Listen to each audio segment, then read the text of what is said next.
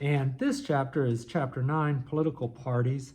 And of course, in the United States, we have two major political parties, the Democratic Party and the Republican Party. Those are not the only political parties we have. There's Libertarian, there's Green Party. I think there's even a Communist Party that still exists in this country today.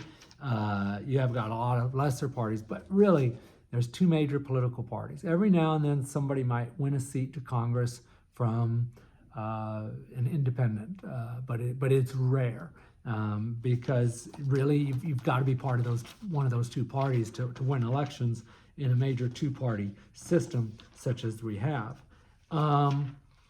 One of the things you'll learn about is how the parties are organized, the national committees. They talk about the National Convention. Of course, we're going to have conventions this year to nominate the candidates. Trump will be nominated for the Republican Party and Biden will be nominated for the Democratic Party, so you'll see that. You'll also learn about factions within the political parties. So for example, in the Republican Party, you have traditional conservatives, and these change over time. I mean, it evolves. It's not static, it's always changing. So since Trump's arrival on the stage in 2015, you have this mega wing of the Republican Party that's called Make America Great Again. That's Trump's slogan. So those are the Trump people of the Republican Party. And you have the more traditional conservative of the Republican Party as well. And so, for example, the MAGA tends to be more isolationist, and the other wing tends to be more internationalist. So they would be more likely to support Ukraine, but the MAGA wing would be less likely and be more internationalist. And you see that that really came to light most recently when our own senator had negotiated an immigration bill that actually was very favorable to conservatives and Republicans, and then the MAGA wing, at the urging of Trump, had decided not to vote against that, and they kind of threw Lankford under the bus on that one for sure. So that's how the different factions work. Certainly, of course, there's factions within the Democratic Party as well. It breaks down to kind of, one of the things we see with regards to political parties is, unfortunately, they're becoming more and more associated with identity than with ideology. So by that I mean, and of course this is overgeneralization, and it's not even close to being entirely true, but older white males tend to associate more with Republicans and especially with MAGA. And you see, African American women overwhelmingly are going to support Democratic candidates.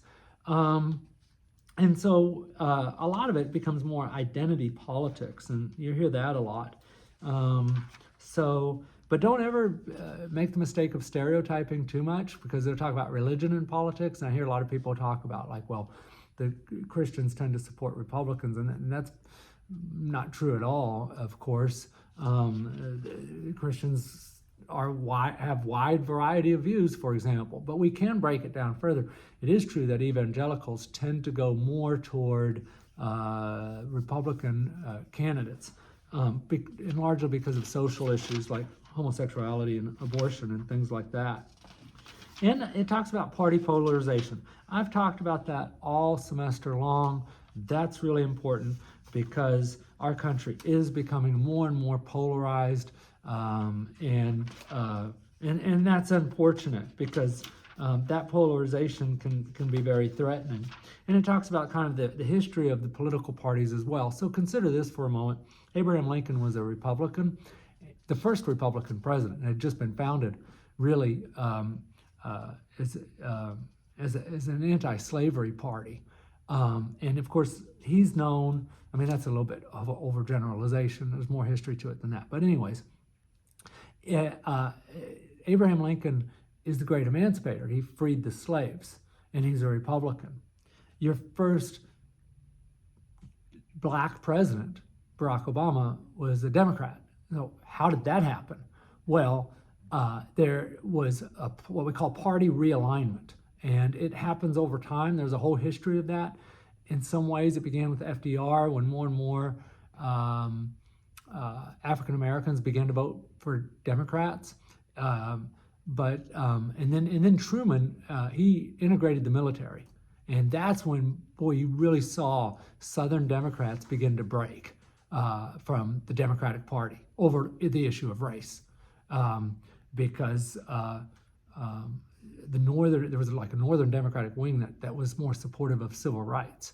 And so then you had Lyndon Johnson sign the Civil Rights Act, and you had George Wallace run for president in 1968 on the Dixiecrat Party, and Richard Nixon really had his Southern strategy, and that was to bring Southern Democrats into the Republican Party, largely on issues of race and racial issues. So you saw that party realignment as well, and you'll be reading and learning about that.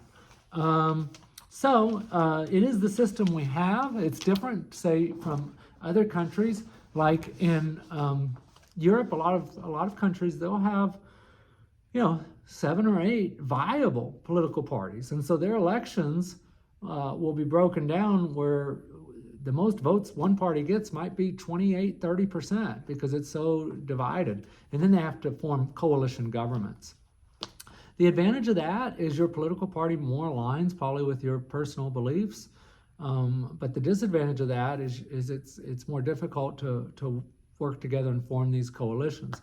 In the American system, when people win the elections, then they that party's in power. But the disadvantage is a lot of times, and if you've ever felt this way, you'll be like, well, but I don't really agree with everything Republicans say, or I don't really agree with everything Democrats say. And that's because there's just 2 parties, so they're a huge tent. So most people aren't going to align with all the views of the political party. And for a lot of reasons, people vote independent. But if you vote independent, for the most part, you don't get to vote in the primary elections. And in Oklahoma, usually the primary elections will decide the race because it will be the Republican candidate that wins. And so if you're an independent or you're a Democrat, sometimes there's not even a Democrat running in the general election. By the way, it used to be reversed when I was growing up. But so that is political parties. So as always, email me if you have questions.